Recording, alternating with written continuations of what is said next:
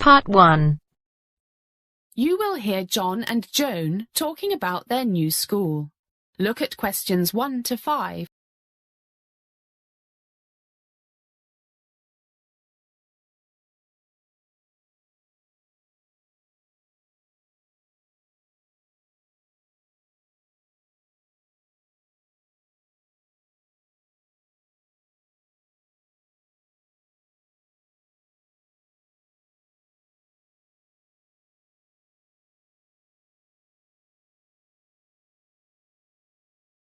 Listen carefully and answer questions 1 to 5.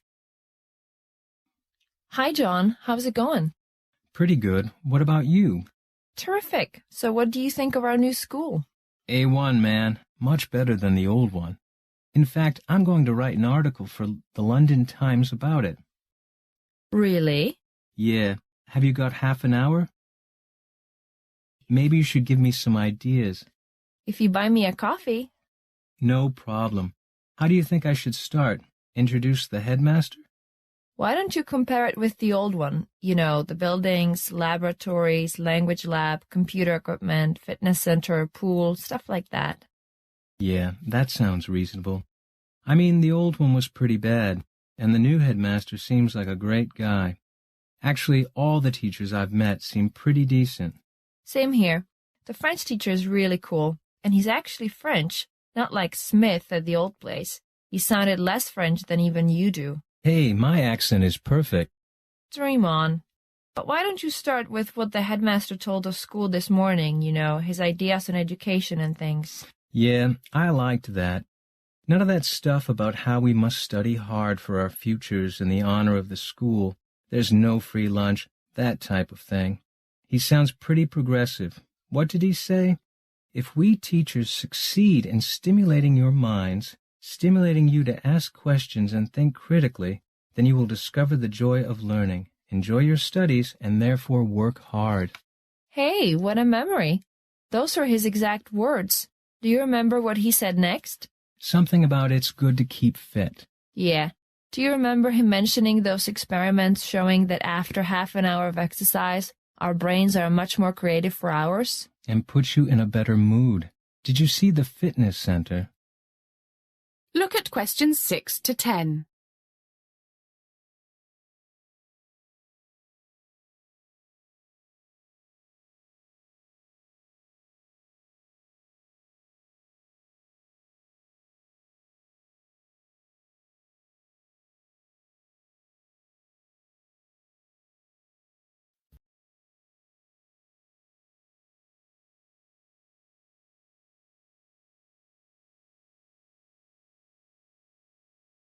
Now listen to more of the conversation between John and Joan and answer questions 6 to 10.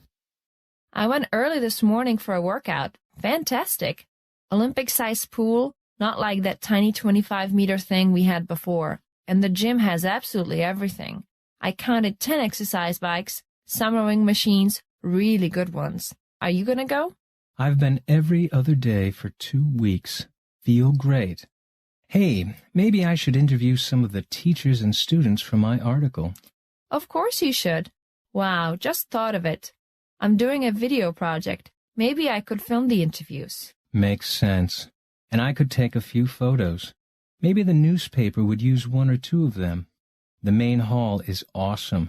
Really light, lots of windows, and a huge stage, big enough for a 60 or 70-person orchestra.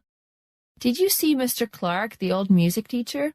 I think he's the only teacher here from the old school. He is, and he was the only decent teacher.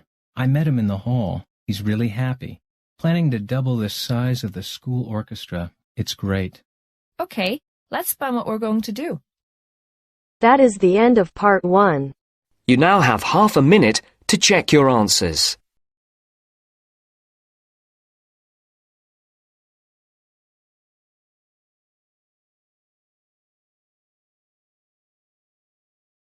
Now turns to Part 2. Part 2. You are going to hear an introduction to some London parks. First look at questions 11 to 15.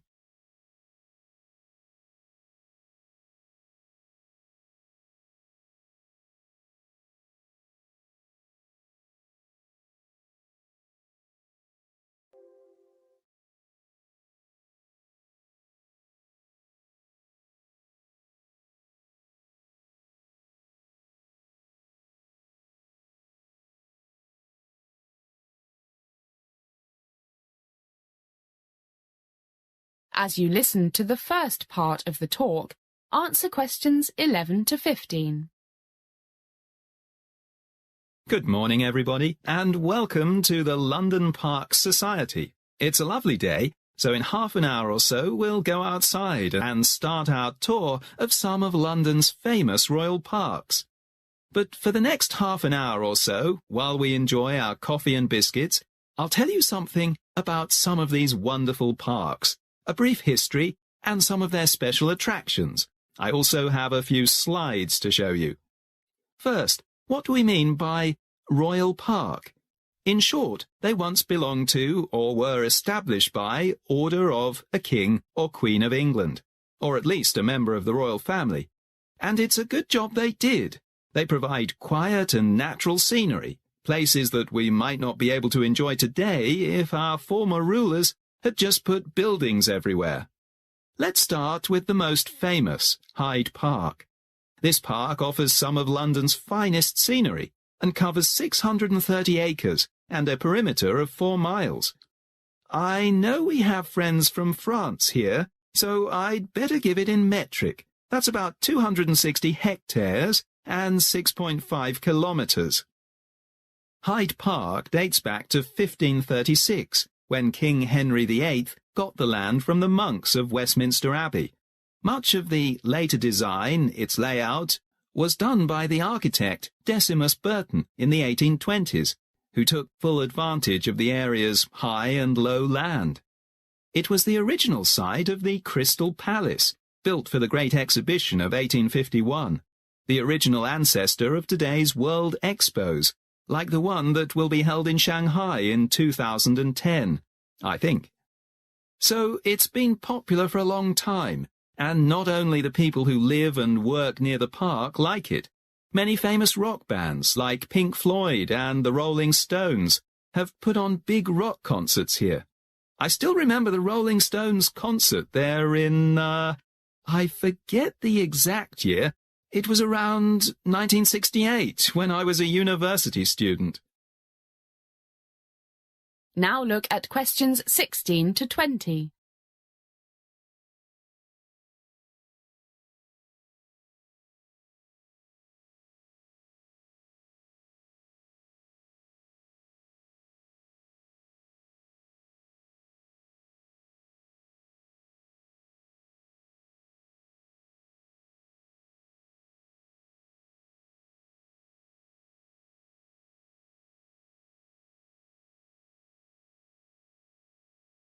As the talk continues, answer questions 16 to 20. I mentioned the architect Decimus Burton. He designed the very impressive grand entrance to the park. The whole front is about 107 feet long. Look at the 4 magnificent pillars that support the central entrance, and that carving on the wall. Here's a close-up of a naval and military procession, and the gates made of iron and bronze, with a beautiful Greek-style flower design. One of the most popular sites in the park is Speaker's Corner, in the northeast corner, where you can hear British people exercise their right to free speech. There may be a dozen or more at any one time, each standing on a soapbox and spouting, usually, controversial views on any topic you can think of: religion, politics, fox hunting, trade unions, Europe, tourists, etc. Lots of arguing. It's great fun. And south of the Serpentine Lake is the memorial to Diana, Princess of Wales. It's an oval stone fountain that opened on July the 6th, 2004. Another memorial, in the southeast corner of the park, is the Albert Memorial, Queen Victoria's monument to her husband of that name. I see that time is getting short, so I'll be a bit briefer with the other parks that we'll see today and tomorrow. Regent's Park. It has a fantastic landscape and is known as the jewel in the crown. Regent's Park covers 487 acres. That's 197 hectares, including Primrose Hill, and has the largest outdoor sports area in London. Rugby, basketball, soccer, netball, cricket, it's all here. St James's Park, with its royal, political and literary associations, is at the very heart of London. It's overlooked by not one but 3 royal palaces. The most ancient palace is Westminster, now known as the Houses of Parliament. Then there's St. James's Palace, which used to be the King or Queen's residence, despite the fact that the monarch has lived in the 3rd palace, Buckingham Palace, since 1837. There's so much to see in or by St. James's Park. Bands give concerts twice a day in the park at weekends during the summer. And tomorrow is Saturday, so we're in luck. Then there's the changing of the guards. The Queen's lifeguard changes daily at Whitehall, just nearby, Monday to Saturday at 11 a.m., an hour earlier on Sundays, and at Buckingham Palace every day at 11:30 in April, May and June, and on alternate days in July and March, if the weather is okay. Finally, we'll visit Greenwich Park, which is the oldest enclosed royal park. It's situated on a hilltop, with impressive views over the River Thames to the Docklands and the City of London. It contains several historic buildings, including the Old Royal Observatory, the Royal Naval College, the National Maritime Museum and the Queen's House. Well, it's time to go. A 10-minute walk and we'll be at Hyde Park. That is the end of part 2. You now have half a minute to check your answers.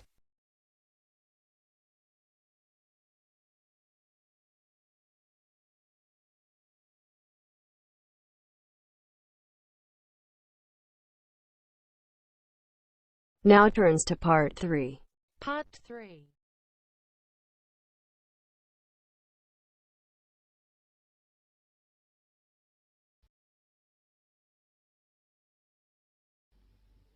In a moment, you are going to hear a conversation between a professor and his student Alicia.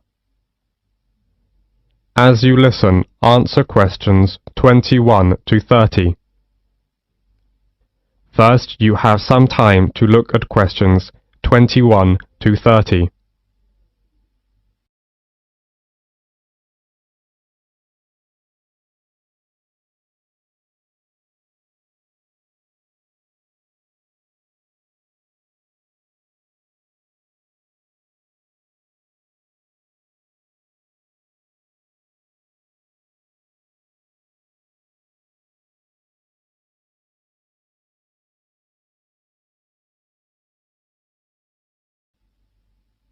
Now, listen carefully to the conversation and answer questions 21 to 30.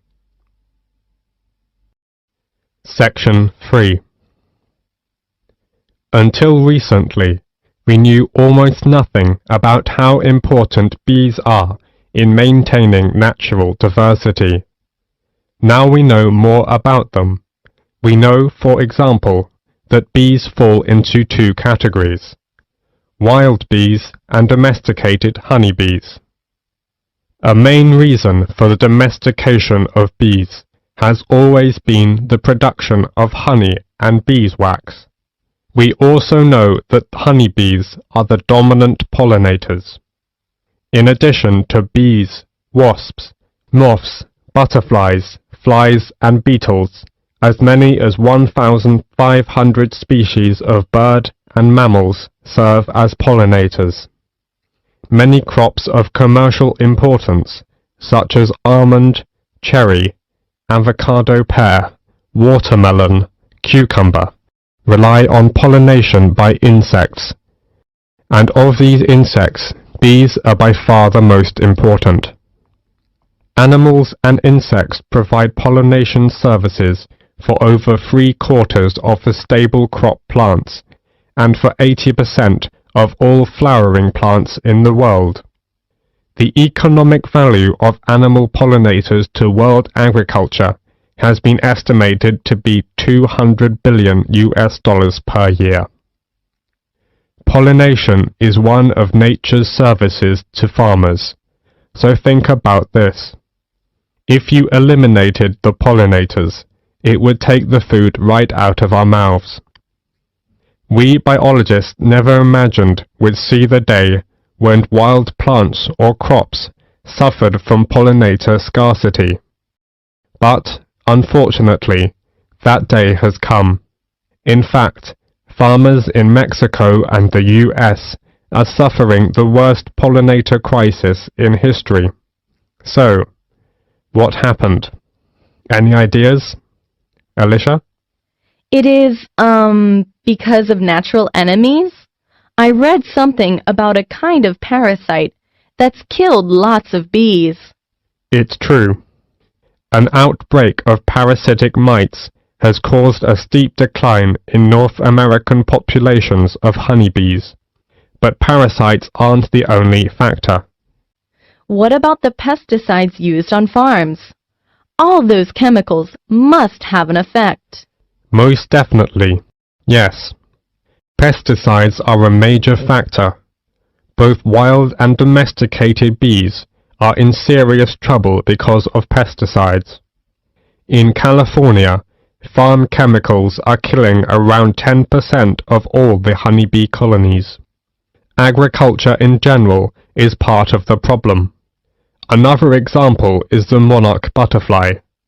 Millions of monarchs from all over the US and southern Canada fly south every year in late summer. The monarch is the only butterfly that returns to a specific site year after year. Unfortunately, the herbicides used in the milkweed in the Great Plains are taking a toll on monarchs, and fewer of them are reaching their winter grounds in Mexico. In a recent field study at Cornell University in the US, it was found that monarch butterfly caterpillars eating corn-toxic pollen blown onto milkweed plants near cornfields had suffered significant adverse effects, leading to death of nearly 20% of the caterpillars. Wow, 20%! That's so tragic. And it's more than that. There are over 1,500 species of butterflies in the Indian subcontinent, but their population is dwindling because of environmental changes. Many man-made environmental changes like deforestation, extension of farming, and unrestricted urbanization are threatening some species of butterflies to extinction by destruction or disturbance of their larval as well as adult food plants, feeding grounds and shelters. Many of the most spectacular and endangered species have various levels of protection under local legislation. However, there is a major trade in the spectacular tropical species for incorporation in ornaments and souvenirs. The international demand for insects is greater than most people realize. Yes, indeed. I once read an article about another important pollinator, the long-nosed bat. These amazing animals feed on cactus flowers, but they are having a tough time too. Some desert ranchers mistake them for vampire bats, and they've tried to poison them or dynamite the caves where they roost. Yes, we must recognize that pollination is not a free service, and that investment and stewardship are required to protect and sustain it. So what can be done about this situation? Well, wildlife farming, based on sustainable exploiting wild creatures, can help to save endangered species like butterflies and their habitats. Besides, gardeners, orchard growers, farmers, and urban dwellers can switch to more pollinator-friendly organic methods of cultivation to reduce wildlife exposures to insecticides, herbicides, and fungicides. That's right. Actually, the focus on beekeeping needs to change from conventional honey production to crop pollination.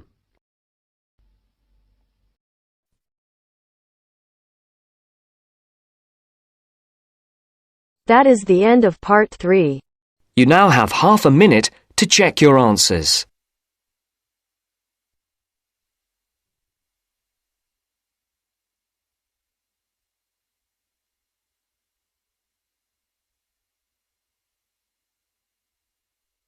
Now turns to part 4. Part 4.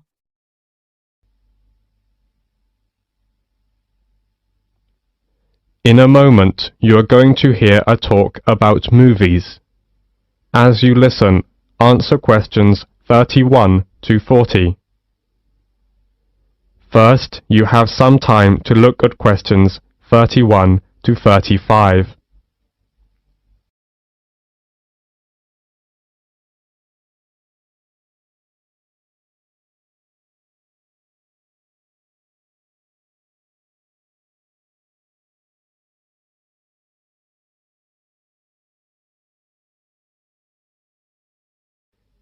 Now, listen carefully to the talk and answer questions 31 to 35.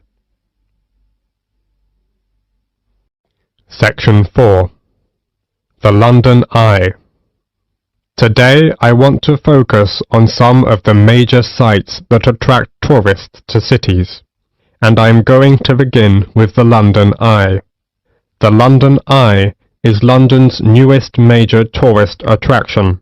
It is a huge wheel designed to celebrate the millennium year 2000, so it's also known as the Millennium Wheel.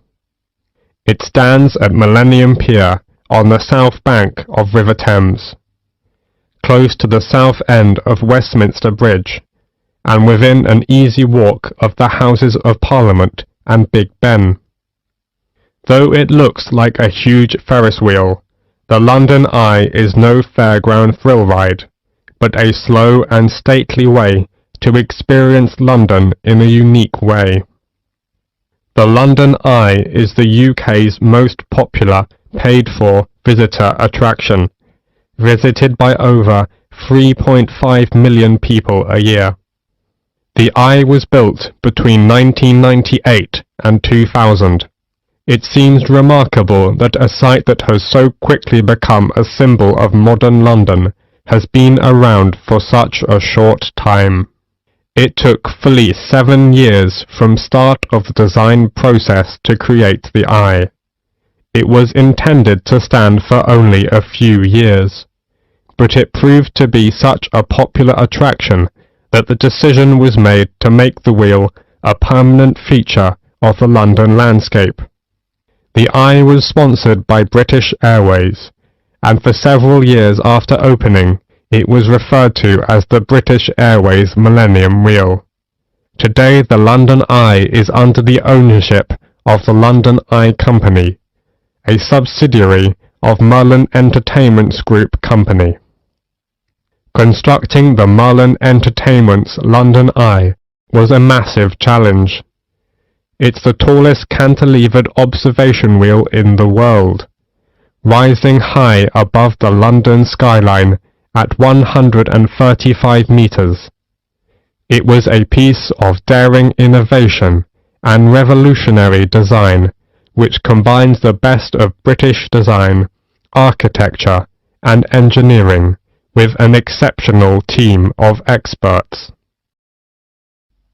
Before the talk goes on, you have several seconds to look at questions 36 to 40.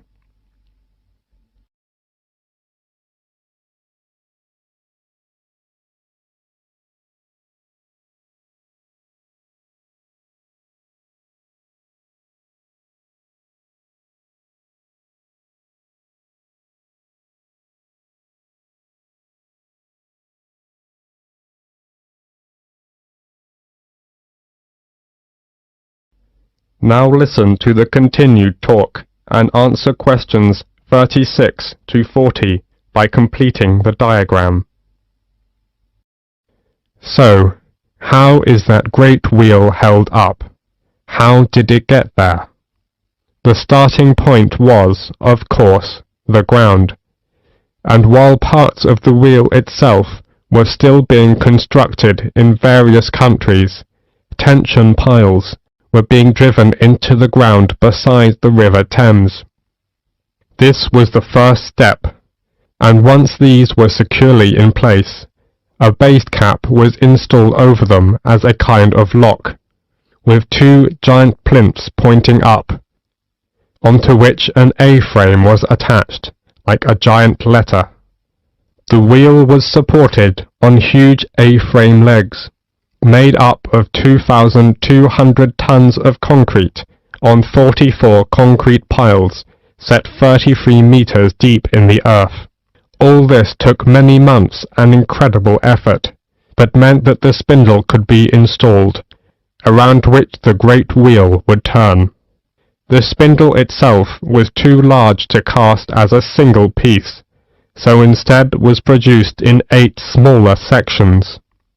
Now the project really was in business, and the vast rim, with spokes like an outsized bicycle wheel, could be brought in. 64 spoke cables, which are similar to bicycle spokes, hold the rim tight to the central spindle, and the view was enhanced by the capsule design. Unlike traditional Ferris wheel designs that you might see at a local fairground, the passenger capsules were not suspended under the wheel.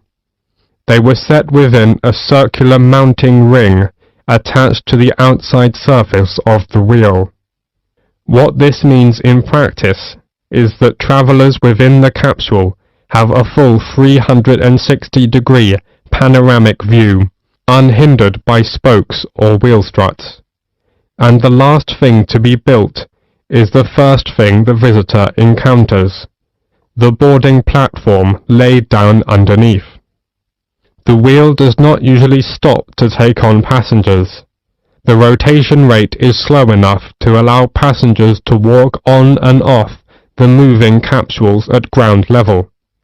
It is, however, stopped to allow disabled or elderly passengers time to embark and disembark safely. That is the end of part 4. You now have half a minute to check your answers. Stop till I make a change. I withdraw on the things I make. I turn flaws into flawless traits. I build tall, never capped in space. I won't stop till I hear him say, oh, oh.